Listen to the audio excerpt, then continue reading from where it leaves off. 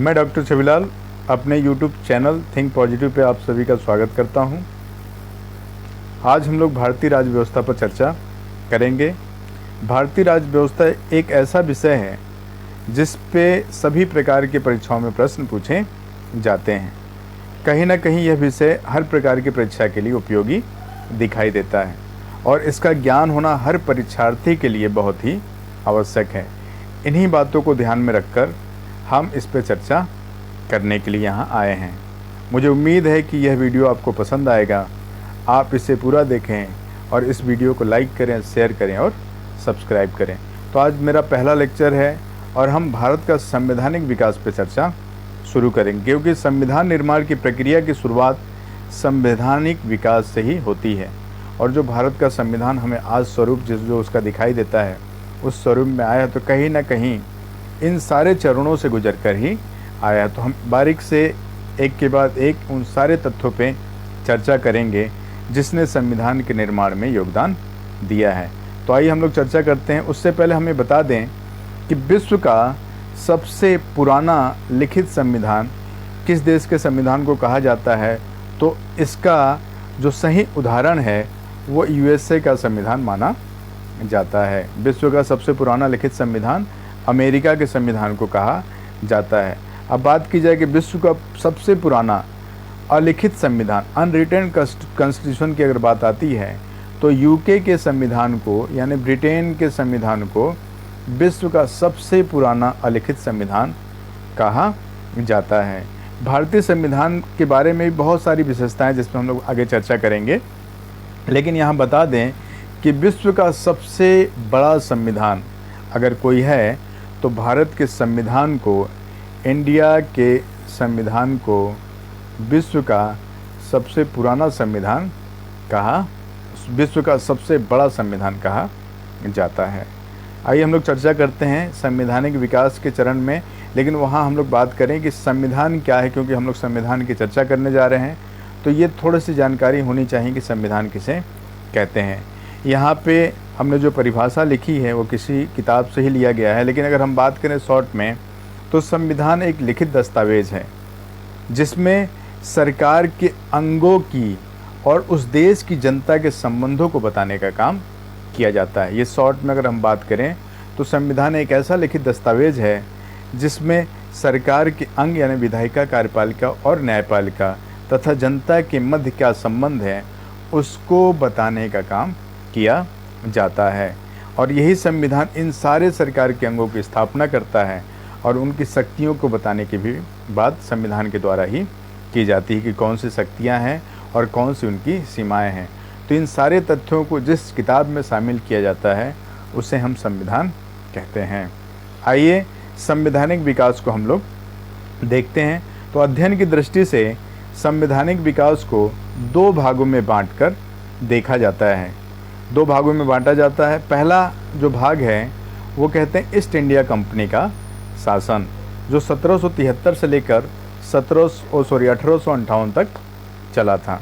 East India company का शासन 1773 से 1858 तक चला था। दूसरा जो भाग है उसे कहते हैं ब्रिटिश क्राउन का शासन। यह शासन 1858 से 1947 के बीच तक चला था। तो संवैधानिक विकास का जो चरण है वो इन्हीं दो शासन व्यवस्थाओं के बीच में दिखाई देता है। इससे पहले हम भारतीय संवैधानिक विकास के इतिहास को या उस पर चर्चा करें, दो ऐसे चार्टर एक्ट थे जो ईस्ट इंडिया कंपनी के लिए ब्रिटेन की सरकार या वहाँ की महारानी ने जारी किया था। ये दोनों चार्टर एक्ट परीक्षा की दृष्टि से बहुत ही महत्वपूर्ण है। उस पर चर्चा करने के बाद ही हम लोग भारत के संवैधानिक विकास में जो योगदान देने वाले चार्टर एक्ट हैं, अधिनियम हैं, उस पर चर्चा करेंगे। तो आइए हम लोग पहला चार्टर एक्ट चर्चा करते हैं। कहा जाए ब्रिटेन के द्वारा, ब्रिटेन की सरकार के द्वारा बनाया गया पहला चार्टर एक्ट जो कंपनी के लिए बनाया गया था, वो चार्टर एक्ट 1600 के नाम से जाना जाता है। सन 1600 ईस्वी में पहला चार्टर एक्ट ब्रिटेन की महारानी एलिजाबेथ फर्स्ट ने कंपनी के लिए बनाया था। हम उसके प्रावधानों पर यहाँ चर्चा करेंगे। 31 दिसंबर 31 दिसंबर 1600 की 1600 ईस्वी को ब्रिटेन की महारानी एलिजाबेथ प्रथम ने ईस्ट इंडिया कंपनी की स्थापना की थी। देखिए डेट 31 दिसंबर 1600 ईस्वी को ब्रिटेन की महारानी कौन थी? एलिजाबेथ प्रथम ने ईस्ट इंडिया कंपनी की स्थापना की और इस कंपनी को पूर्वी देशों के साथ व्यापार करने का 15 वर्षों का अधिकार पत्र दिया। पूछा था कि कितने वर्षों का अधिकार पत्र दिया गया था ईस्ट इंडिया कंपनी को पूरब के देशों के साथ व्यापार करने का, तो 15 वर्षों का अधिकार पत्र दिया गया था कि 15 वर्ष तक वो चाहें तो फ्री व्यापार कर सकते हैं, बिना टैक्स दिए व्यापार करने का अधिकार पत्र ब्रिटेन की महारानी ने चार्टर एक्ट 1600 के तहत दिया था ईस्ट इंडिया कंपनी की स्थापना करके। जब ये कंपनी बनी थी उस समय इसमें स्थापना के समय कंपनी में जो कुल पूंजी थी, कितनी पूंजी थी? तो यहाँ पे हम देखते हैं 30,133 पाउंड पूंजी कंपनी की थी उस समय जब कंपनी 1600 में बनी थी और इसके भागीदारों की संख्या 217 थी।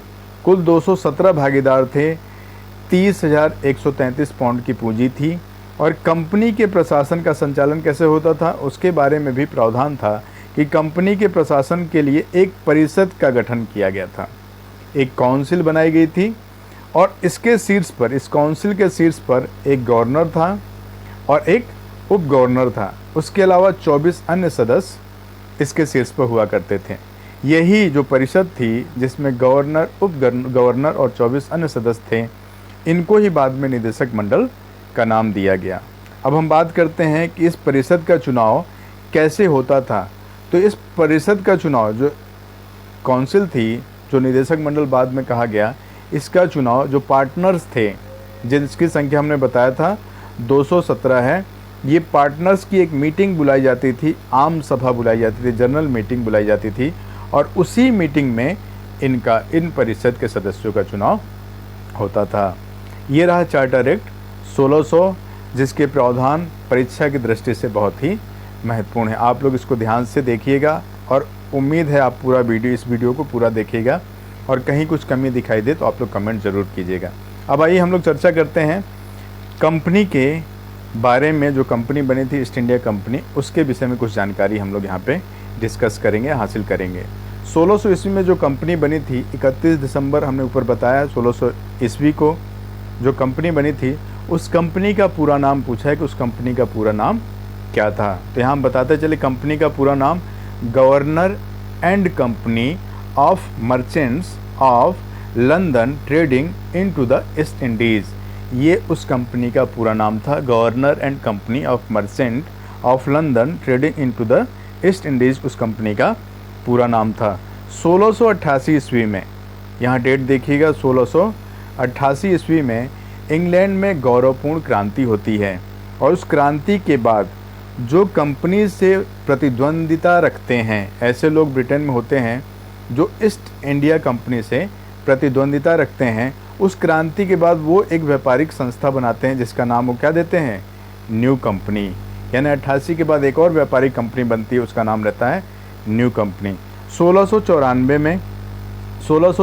में कॉमन सभा, ब्रिटेन में 2 सदन हैं, लॉर्ड सभा और कॉमन सभा। कॉमन सभा वहाँ का निम्न सदन कहलाता है। जैसे हमारे यहाँ लोकसभा है वैसे ही ब्रिटेन में कॉमन सभा है। तो 1694 ईस्वी में ब्रिटेन की जो कॉमन सभा है वो एक प्रस्ताव लाती है और उसी प्रस्ताव के आधार पर, जो कॉमन सभा प्रस्ताव लाती है, उसी प्रस्ताव के आधार पर 1698 ईस्वी में 2 कंपनी, एक जनरल सोसाइटी और दूसरी English company trading in the east का गठन किया जाता है। अब कुल मिला के 4 व्यापारिक कंपनियां ब्रिटेन में स्थापित हो जाती हैं। 1708 ईस्वी में, ये डेट और इस समय बहुत ही इम्पोर्टेंट है, 1708 ईस्वी में तीनों कंपनियां यानी new company, general society, English company trading in the east, इन तीनों कंपनियों को क्या किया जाता है? जो पुरानी कंपनी होती है ईस्ट इंडिया कंपनी, उसमें इनका विलय कर दिया जाता है। तो 1708 में तीनों कंपनियां ईस्ट इंडिया कंपनी में विलय हो जाता है और उस समय उसका नाम बदल के क्या हो जाता है? The United Company of merchant of London trading to the East Indies का जन्म होता है। तो 1708 में कंपनी का नाम बदल के, जो वहाँ पे द गवर्नर एंड कंपनी थी ऑफ मर्चेंट था, वही यहाँ पे चेंज होके क्या हो जाता है? द यूनाइटेड, क्योंकि तीनों कंपनी विलय होती है तो एक यूनाइटेड, एक संयुक्त रूप बनता है, तो the United Company of merchant of London trading to the East Indies का जन्म होता है। यह नाम कब तक चलता है? यह नाम 1833 के चार्टर एक्ट तक ऐसे ही चलता रहता है और 1833 के चार्टर एक्ट में इसका नाम बदलकर ईस्ट इंडिया कंपनी कर दिया जाता है, जिसका नाम, जो नाम इस समय काफ़ी फेमस है, जिस नाम का परिवर्तन होता है वो नाम 1833 चार्टर एक्ट के तहत ही किया जाता है। यहाँ पे अगर हम बात करें तो कौन सा ऐसा व्यक्ति था जिसके हस्तक्षेप के कारण ईस्ट इंडिया कंपनी और न्यू कंपनी के मध्य में समझौता किया गया? तो यहाँ पे लॉर्ड सभा के एक सदस्य थे जिनका नाम था लॉर्ड गोडोल्फिन। लॉर्ड गोडोल्फिन ने हस्तक्षेप किया था और लॉर्ड गोडोल्फिन के हस्तक्षेप के कारण ईस्ट इंडिया कंपनी और न्यू कंपनी के मध्य में 1698 में समझौता संपन्न किया गया। ये रहा 1600 चार्टर एक्ट और इसके साथ हमने ईस्ट इंडिया कंपनी के विषय में भी थोड़ी सी जानकारी हासिल की और उस पर चर्चा की। अब आइए एक और चार्टर एक्ट जिसकी हम बात कर रहे हैं, वह चार्टर एक्ट है 1726। इस चार्टर एक्ट में मात्र अगर बात की जाए तो एक महत्वपूर्ण परिवर्तन किया गया था और एक महत्वपूर्ण अधिकार दिया गया था, वही इम्पोर्टेंट है, उस पर प्रश्न पूछा जाता है कि भारत में जो प्रशासन का संचालन था, कंपनी के गवर्नर तो इंग्लैंड में बैठे थे, तो भारत में उन्होंने क्या किया था, अपने अधीन गवर्नर और उनकी परिषद की स्थापना कर दी थी। वो गवर्नर और उसकी परिषद भारत में देखते थे सारे भारत के व्यापारिक कामों को।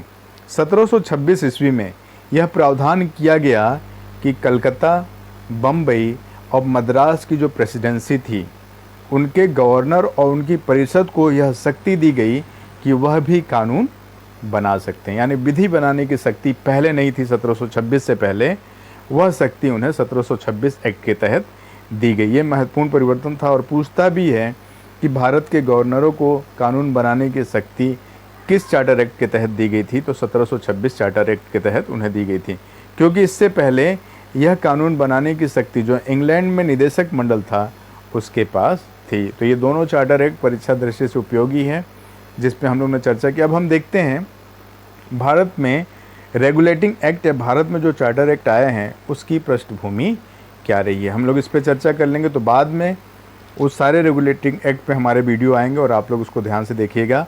उम्मीद है सारे तथ्यों के साथ बहुत आसानी से मैं उसको समझाने का प्रयास करूँगा जो आपके लिए परीक्षा उपयोगी साबित होगा। तो हम लोग यहाँ बात करते हैं भारतीय संवैधानिक विकास की पृष्ठभूमि।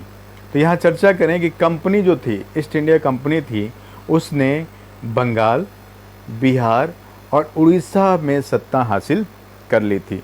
सभी जगह उसकी सत्ता हासिल, उसने सत्ता स्थापित कर लिया था। और उसकी सत्ता स्थापित करने से क्या हुआ, जो प्रशासन था बहुत ही अराजक हो गया था, बहुत ही ज़्यादा प्रशासनिक अव्यवस्था फैल गई थी। अराजकता और अव्यवस्था का वातावरण ऐसा फैल गया था जिससे बहुत सारी परेशानियां पैदा होने लगी थी। और जो कंपनी के कर्मचारी थे वो भी बहुत ही ज़्यादा धन कमाने की चाहत में लग गए थे और वो चाहते थे कि जल्दी से जल्दी धन कमा के अपने देश लौट जाने की इच्छा रखने लगे थे। इस भ्रष्टाचार के कारण जितने भी कर्मचारी थे उनको इंग्लैंड में हे दृष्टि से देखा जाता था और उन्हें नवाब की संज्ञा दी जाती थी। यह प्रश्न पूछा है कि किस प्रकार के कर्मचारी इंग्लैंड में किनको नवाब की संज्ञा दी जाती थी? जो भ्रष्ट कर्मचारी थे कंपनी के, जो क्या करना चाहते थे, धन इकट्ठा करके जल्दी से जल्दी अपने देश लौटना चाहते थे, उनको इंग्लैंड में नवाब कहा जाता था। अब दूसरी बात यह है कि इसके अलावा कंपनी क्या करती थी, सीमा विस्तार करती थी और युद्ध लड़ा करती थी। अब सीमा विस्तार करने में और युद्ध लड़ने में भी उसे बहुत सारे आर्थिक यानी संपत्तियों को खर्च करना पड़ता था। इस कारण से भी वो आर्थिक कठिनाई में आने लगी थी और 1772 तक आते आते 1772 ईस्वी तक आते आते कंपनी की आर्थिक अस्थिरता इतनी बढ़ गई थी कि वो दिवालिया होने की स्थिति में आ गई थी। और जब ऐसी स्थिति आई तो ब्रिटेन की संसद ने क्या किया, तुरंत ही इस आर्थिक अव्यवस्था की जांच करने के लिए, आर्थिक अस्थिरता की जांच करने के लिए 26 जनवरी 1772 को दो समिति, एक प्रवर समिति और दूसरी गुप्त समिति का गठन कर दिया। कंपनी ने देखा कि अब हमारी आर्थिक स्थिति की जांच हो रही है तो तुरंत उसने क्या किया, 1773 में एक आर्थिक प्रस्ताव, मतलब आर्थिक सहायता का प्रस्ताव संसद के सामने रख दिया। किंतु अगर हम बात करें तो गुप्त समिति ने, यहाँ याद रखने वाली बात है कि गुप्त समिति ने अपना प्रतिवेदन 3 मई 1773 को संसद के सामने प्रस्तुत कर दिया। गुप्त समिति ने अपना प्रतिवेदन 3 मई 1773 को संसद के सामने रखा, और जो प्रतिवेदन रखा उसी के परिणाम स्वरूप लॉर्ड नॉर्थ ने 18 मई को संसद के सामने एक विधेयक पेश किया, और यही विधेयक बाद में रेगुलेटिंग एक्ट कहलाया, जिससे भारत में कंपनी के संचालन कैसे होगा उसके लिए कानून इसमें बनाया गया, किन किन आधार पर कंपनी काम करेगी। रेगुलेटिंग एक्ट 1773 लॉर्ड नॉर्थ के द्वारा पेश किया गया विधेयक था, जो उसने 18 मई को संसद के सामने गुप्त समिति के प्रतिवेदन पे पेश किया था। ऐसा कहा जाता है कि ब्रिटेन की संसद, ब्रिटिश संसद द्वारा पास किया गया जो ये एक्ट है, रेगुलेटिंग एक्ट, वो कंपनी के भारतीय प्रशासन पर नियंत्रण का महत्वपूर्ण कदम माना जाता है। ये पहला प्रयास था जब कंपनी ने भारतीय प्रशासन को नियंत्रित करने का काम किया। तो ये रहा ऐतिहासिक पृष्ठभूमि। कल हम अपने अगले लेक्चर पे रेगुलेटिंग एक्ट और जितने भी भारत में, भारत के लिए, भारतीय प्रशासन के लिए बनाए गए चार्टर एक्ट हैं, उन पे चर्चा करेंगे। उम्मीद है ये वीडियो आपको अच्छा लगा होगा और साथ ही साथ आपके लिए परीक्षा की दृष्टि से भी उपयोगी होगा। आप मेरे इस चैनल को लाइक करें, शेयर करें और सब्सक्राइब करें, और कोई भी त्रुटि हो तो कमेंट बॉक्स में कमेंट करना ना भूलें। आज के लिए इतना ही।